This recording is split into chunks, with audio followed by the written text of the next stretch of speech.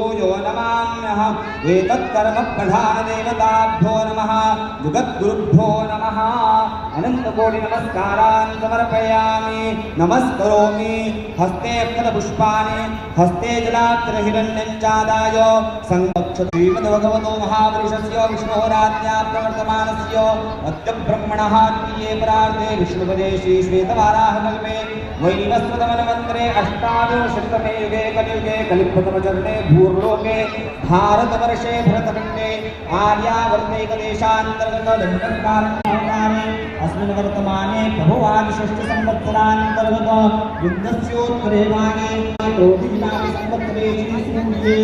दक्षिणायने शरदऋतौ महामाङ्गल्यप्रथमासोत्तमे मासे पुण्यपवित्रे मासे